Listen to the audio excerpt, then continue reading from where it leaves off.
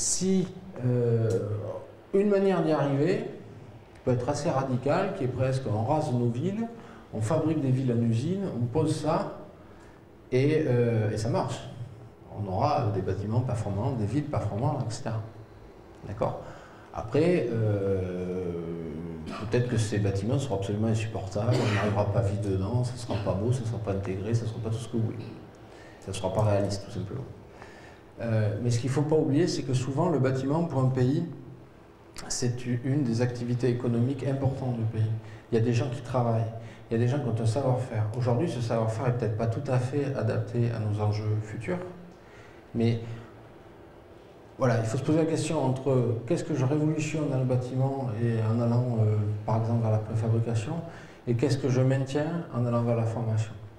Et ça, je crois que c'est vraiment quelque chose de très important, et là, le rôle des politiques est extrêmement important. Si on le fait, les résultats peuvent venir même plus tôt qu'on ne l'envisage. C'est ce que j'ai compris de cette présentation. Étant entendu, comme je le disais, on a la possibilité de choisir donc plusieurs expériences possibles. Bon, maintenant, je vais donner la parole aux autres, s'il y a des... En Suisse, en Allemagne, en Belgique. En gros, il y a un climat océanique, donc sur la façade atlantique, un climat plutôt continental au nord, et un climat méditerranéen. Mis à part ça, je crois qu'en fait, les États-Unis, le choix des États-Unis, souvent, ils ne font pas ça. Ils se fient, disons... J'aimerais savoir, en fait, puisque vous avez dit qu'à votre niveau, il n'y a pas de contrôle. On a mis en place une réglementation, etc. Les acteurs sont informés. Est-ce que, par derrière, il y a au moins des mesures incitatives qui ont été prises? Et aussi, parce que souvent, par rapport au bâtiment, comme vous avez montré tout à l'heure, il y a également le volet financier qui joue pour beaucoup. Parce que, à ce niveau également, j'ai une autre question, je vais revenir là-dessus. Et par rapport à cela, peut-être les acteurs sont intéressés, les acteurs veulent se lancer, mais seulement par derrière, il y a des limites au niveau des moyens financiers qu'il faudra. Participons et ensuite il y a eu tout un tas de consultations, il y a des échanges aussi, puisque ce qu'on essaie de faire en France quand même, c'est de faire des réglementations que les gens peuvent suivre et que les gens peuvent suivre en moindre coût. Hein, je pense que dans ce que vous posez, les sociétés HLM, hein, mal suivi, et moi je me rappelle l'étude qui avait été faite par les centres. Par contre, il n'y a pas d'auvent. On peut les corriger en mettant des auvents, aussi au niveau des toits. Il y a un effet d'îlot de chaleur qui existe au niveau des toits.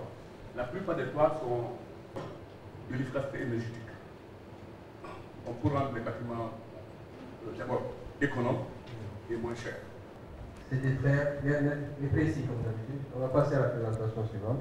C'est un certain nombre de dispositifs, hein, donc ce qu'on voit nous, qui est une conception, vous verrez, où un certain nombre des principes, on les a mis en œuvre dans la conception amont d'une usine de production de Renault à Tanger, hein, donc, et qui a permis effectivement de se poser la question de faire un bâtiment très peu consommateur en énergie, complètement autonome en énergie.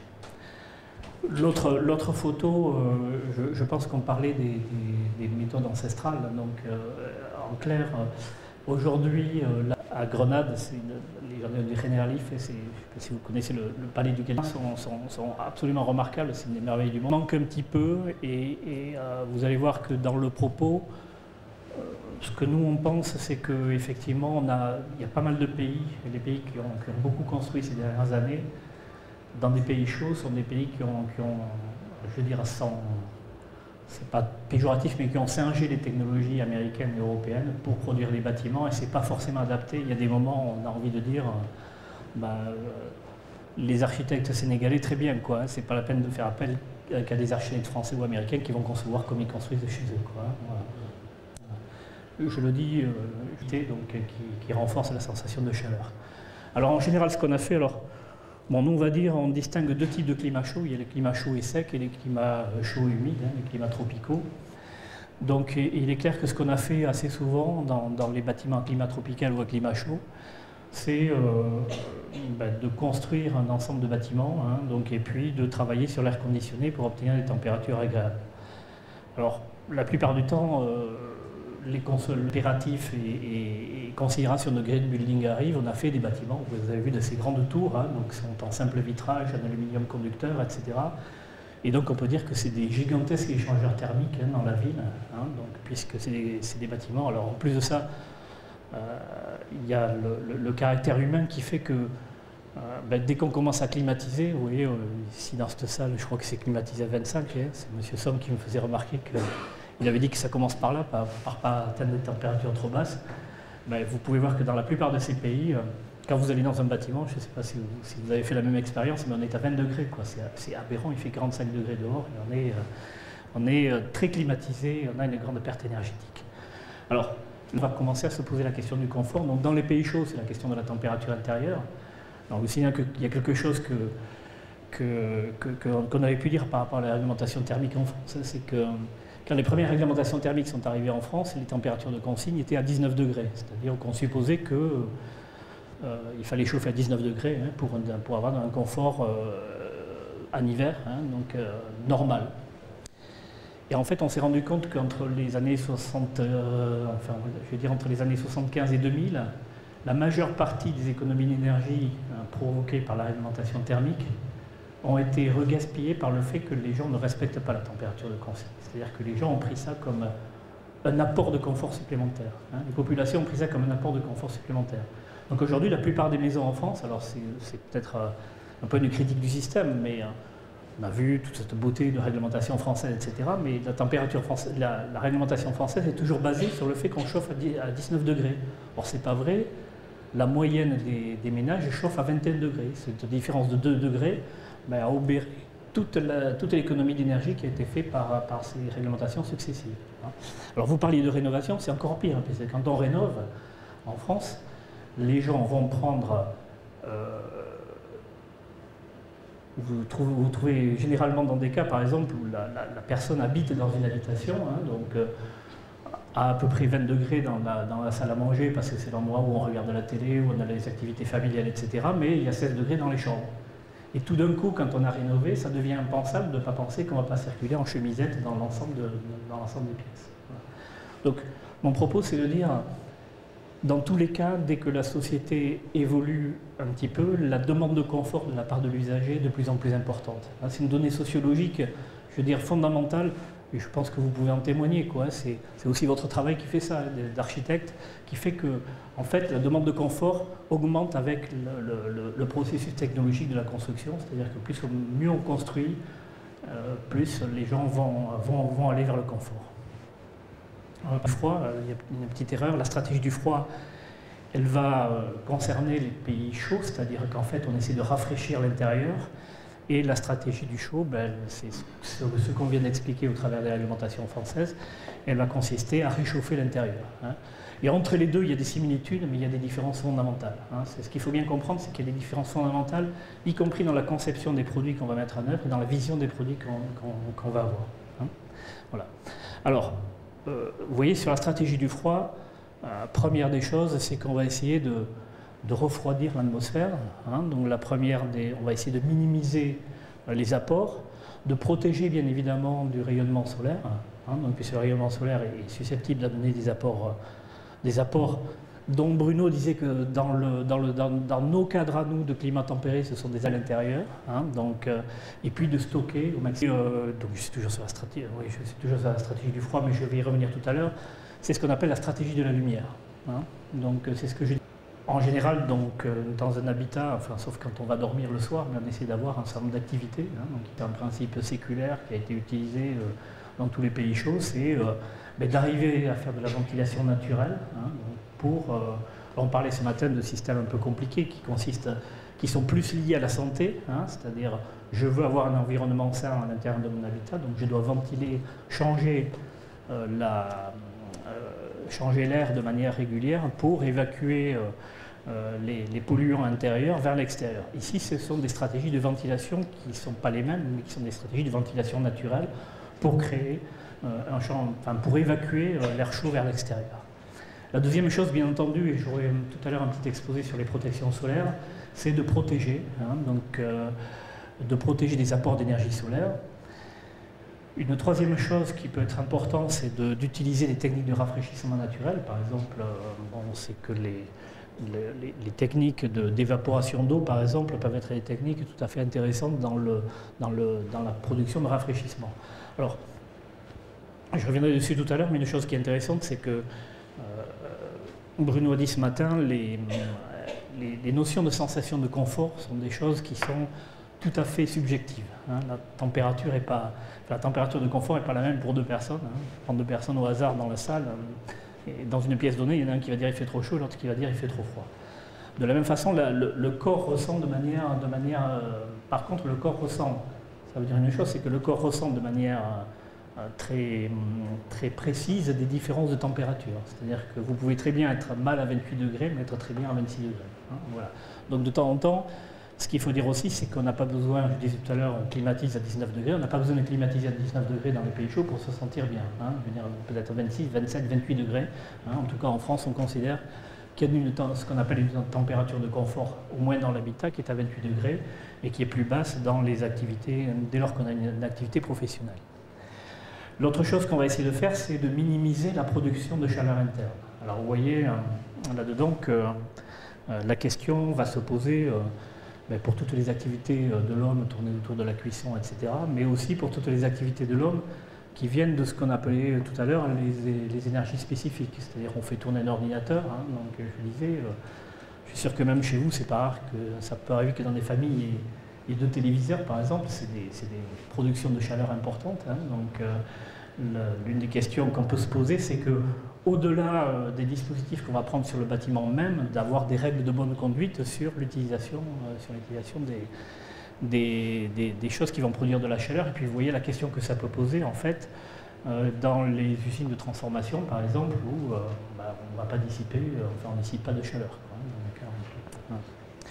Question de température, hein, donc c'est un aspect purement sociologique, mais voilà les températures de globe noir. Hein, donc vous voyez qu'on demande aux gens, en fonction de la température de globe noir, quelle est la sensation thermique que vous percevez. Hein, donc, et on voit que, c'est ce que disait Bruno ce matin, hein, la perception n'est pas forcément la même pour tous les gens. Hein, donc il y a des gens qui disent ni trop chaud ni trop froid, légèrement chaud, trop chaud, etc. et légèrement froid. Hein, donc ça c'était quelque chose qui a été fait donc, justement à l'occasion de ce bâtiment dont j'ai parlé tout à l'heure sur l'Université de La Réunion et qui montre que la sensation est différente. Mais vous voyez que globalement, la plupart des gens entre 28 et 29, hein, donc c'est ce qu'on a nous en France qui s'appelle la TIC, hein, la température intérieure de confort. Vous voyez qu'entre 28 et 29, alors je ne dis pas, là c'est pas pour des activités professionnelles, mais pour une vie normale, entre 28 et 29, c'est quelque chose qui paraît tout à fait acceptable. Passez au slide suivant. Alors, je parlais tout à l'heure de productivité. Il y a des chercheurs américains qui se sont posés la question, donc en fait, sur quelle était la performance qu'on pouvait avoir dans les bureaux. Hein, donc, et en fait, ce qu'on remarque, c'est que dès lors qu'on a une activité professionnelle, les températures de confort se situent entre 20 et 24 degrés. Hein, c'est-à-dire qu'au-delà, on suppose que on a fait l'observation que la productivité chute de manière relativement brutale, hein, et on voit qu'à 35 degrés, la perte de performance est relativement élevée. Alors, je veux dire, ça, c'est peut-être un peu spécieux comme recherche, mais je pense que ce qu'il faut voir, c'est que ça a des impacts économiques extrêmement importants. C'est-à-dire qu'en fait, dans des pays où il fait chaud, on ne s'est pas préoccupé de la température intérieure, mais on peut avoir des effets de perte de productivité importants, hein, qui ne vont pas renforcer la compétitivité économique des entreprises et des administrations. Hein. Donc je pense qu'il y a des enjeux majeurs dans le tertiaire. C'est autant la question de la stratégie, de ce que j'appelle la stratégie du froid est relativement importante, mais on arrive à s'adapter dans le logement, autant dans la sensation de température pour avoir une activité dans les pays chauds est relativement différente. Hein. Donc voilà, vous voyez, c'est les mêmes chercheurs, les mêmes sociologues américains se sont aussi intéressés à l'éducation, hein, donc, qui je crois est une chose importante dans notre pays puisque vous avez quand même une jeunesse relativement importante. Hein, donc, et dans l'éducation, plus la température est élevée, moins la performance normalisée. Hein, donc, qu'on appelle la performance normalisée, qui est un mode de comparaison international, est importante. Voilà. De bâtiments, hein, donc, mais c'est à peu près toujours ce qu'on a à faire quand on s'occupe de construction. Il faut considérer d'un côté les bâtiments à usage d'habitation, hein, donc, qui ne requièrent pas forcément les mêmes, qui n'ont pas forcément les mêmes impératifs ou les mêmes objectifs. Hein, donc, il faut considérer les bâtiments tertiaires et les bâtiments de bureau, hein, donc dans lesquels on a une activité intellectuelle, et donc sur lesquels les phénomènes d'éclairage, par exemple, par rapport à des postes de travail sont tout à fait importants. Et puis bien entendu les bâtiments industriels et commerciaux dans lesquels il y a une activité qui la plupart du temps peut être une activité de machine, hein, donc il faut évacuer la chaleur aussi pour que les gens ne soient pas dans des situations assez catastrophiques. Alors, je veux dire, il y a des pays où ils s'en foutent. J'étais à Dubaï par exemple dans une usine de production d'aluminium, il fait 45 degrés dehors, il fait 60 degrés dans les unités, mais ils ne s'embêtent pas, ils font travailler des Philippins, ils en tombent 2 ou 3 tous les jours et c'est pas grave pour eux. Je pense que ce n'est pas la société dans laquelle on veut exactement vivre. Voilà. Donc on va essayer d'être le plus passif possible. Ça veut dire une chose que plus qu'ailleurs, il faut connaître le climat, hein, savoir l'utiliser, hein, savoir utiliser les vents, etc., la capacité de concevoir selon le vent, le soleil, la dose d'éclairage qu'on reçoit, et puis savoir aussi utiliser les bons outils de conception. Hein, donc, je pense qu'on aura demain un truc sur les outils de conception. Vous verrez quand on vous présentera un outil de conception qui s'appelle ArchiWizard, qui prend en compte le rayonnement solaire sous forme de lancer de rayons et qui permet très bien de modéliser tous ces phénomènes-là. J'aurai peut-être quelques petits exemples à vous montrer tout à l'heure. Il faut connaître de se positionner dans des situations de confort. Alors, 2 choses qui sont importantes à dire. On a parlé tout à l'heure de la sensation de confort. Hein, donc la sensation de confort, elle est non seulement liée à la température, mais elle est liée, vous savez bien que quand on est dans un courant d'air, on a une impression par évaporation de rafraîchissement, hein, par évaporation de la peau. Hein. Donc, phénomène bien connu, hein, si on veut rafraîchir une bouteille quand il fait très chaud, on met un linge humide autour et puis on fait de l'évaporation de l'eau et la bouteille est rafraîchie de quelques degrés. Vous voyez, c'est la même chose pour le corps humain. Donc, ce qu'on montre, c'est que, en fait, à des températures qui sont de 32-33 degrés, une vitesse de l'air au-delà de 1 mètre par seconde suffit à provoquer des sensations de baisse de température corporelle de 4 degrés. Hein. Vous voyez, au-delà de la ventilation, c'est-à-dire qu'on dissipe la chaleur, il y a aussi cet effet, hein, de descendre la température des personnes qui sont à l'intérieur par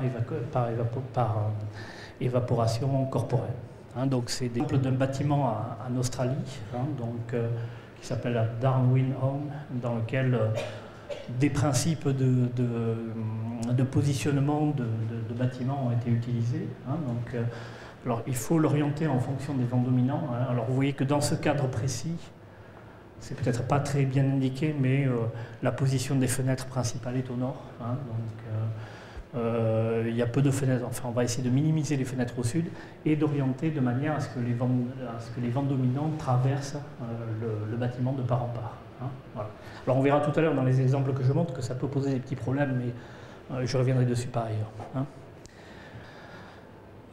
C'est bien entendu le rôle de l'environnement naturel. Hein. Donc, plus on peut avoir de l'environnement naturel végétal autour, bon, ça fait bien évidemment, on en parlera peut-être dans la protection solaire, mais c'est un mode de protection solaire naturelle, hein, d'avoir de la végétation et de la végétation permanente. Mais en même temps, ça crée des circulations d'air qui permettent aussi de faire varier la température à l'intérieur. Vous voyez, tout à l'heure, Bruno a parlé du système de brasseur d'air. Hein, donc, il est clair qu'on a 2 possibilités. La première, c'est d'utiliser la ventilation naturelle, hein, c'est-à-dire de laisser l'air librement s'écouler en fonction de la position des vents dominants.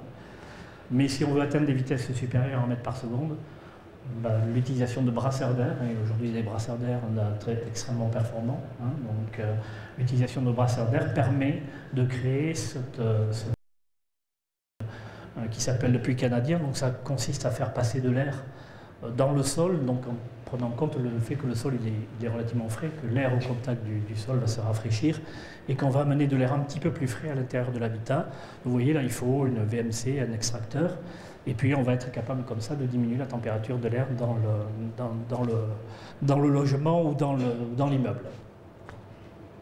On va passer. Donc voilà le bâtiment exemplaire que j'ai montré tout à l'heure, hein, donc, et c'est ce bâtiment sur l'université de La Réunion. Alors ce qu'il faut bien noter, c'est que là, vous voyez, on a des toits, peut-être l'image le superpose, mais on a des toits qui descendent bien, qui permettent de limiter les apports solaires, donc en faisant des casquettes assez intéressantes. On a des systèmes d'ouverture, donc pendant une partie des heures de la journée, les fenêtres sont ouvertes et les systèmes de protection solaire vont créer un flux laminaire qui va être augmenté par des brasseurs d'air, hein, de manière à ventiler au maximum. Alors, bien entendu, confort dans l'année, on va avoir besoin de climatisation. Les stratégies sont plutôt d'essayer de faire en sorte qu'on n'ait pas besoin la plupart du temps de ventilation. Hein, c'est-à-dire comment faire en sorte d'avoir une isolation tout à fait correcte du logement. On va passer au slide suivant. Pour presque être ici, hein, donc ça fait très joli, ça fait rêver la plupart des gens. Voilà. Et ça s'est rendu possible en particulier parce que il y a quelques années, il y a à peine 20 ans, on avait des coefficients U de vitrage, hein, c'est-à-dire en watts par mètre carré de Kelvin, c'est-à-dire la quantité de chaleur qui passe à travers un mètre carré de vitrage pour 1 degré de température entre l'intérieur et l'extérieur qui était de 3, hein, c'est ça. Et aujourd'hui, on a des vitrages qui ont des performances de 1. Hein. Alors je dirais en Europe, on a des murs dont l'isolation est à peu près avec des coefficients U de 0,15, hein, de 0,15 à 0,20 de vitrage. Alors ceux qui connaissent un petit peu sauront de qui il s'agit en disant le nom, hein, mais en l'occurrence c'est Saint-Gobain. Et donc voilà les différents types de vitrages auxquels on a affaire et qui vont correspondre à ce que vous pouvez chercher dans vos pays.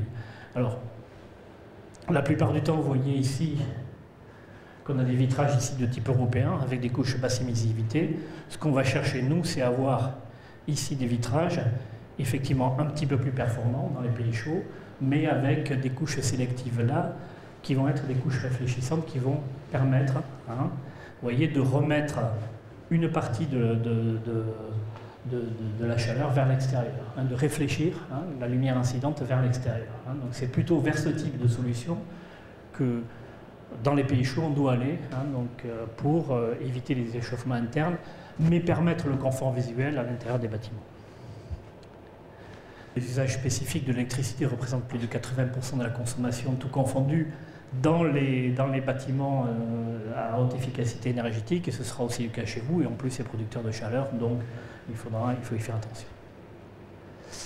Alors je voulais juste un petit peu parler des technologies du solaire, parce que je pense que c'est des moyens extrêmement efficaces de rendre les bâtiments, de travailler sur l'efficacité énergétique. Alors vous voyez, l'énergie solaire, on a deux types d'énergie solaire, hein, donc on peut utiliser l'énergie du soleil de deux façons.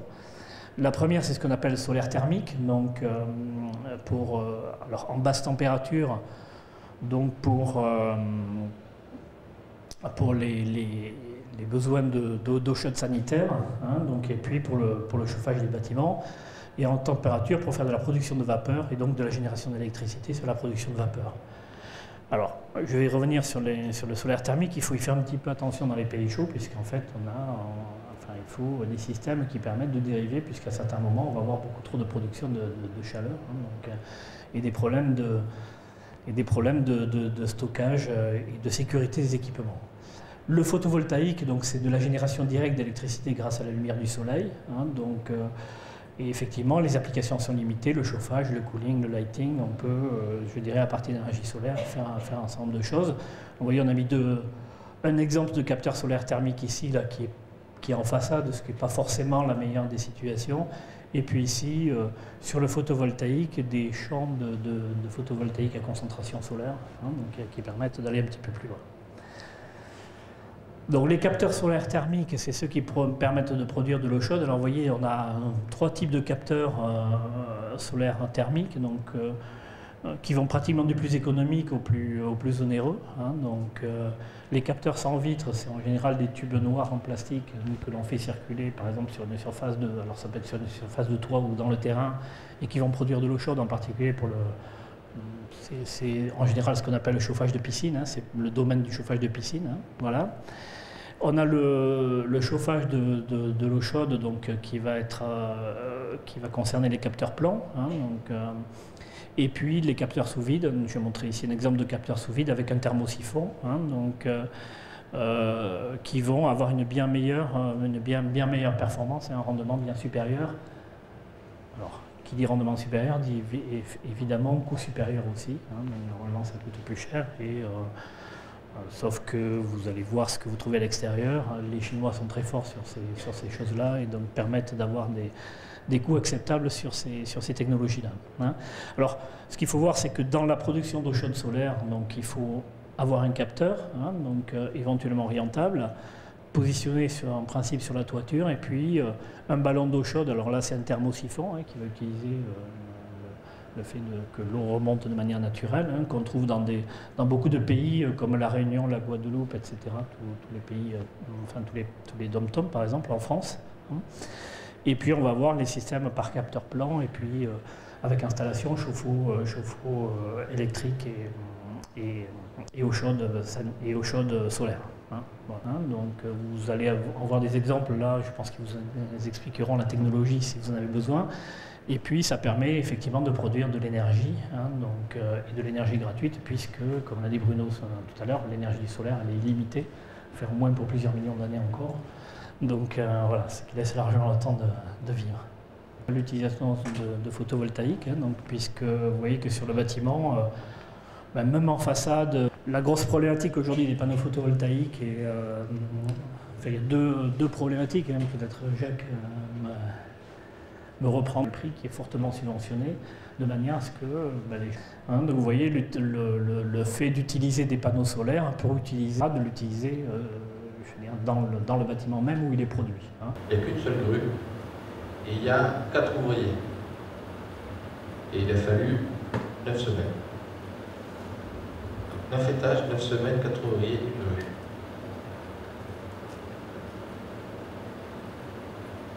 Donc ça c'est la structure du bâtiment. Donc c'est du bois massif labellé collé.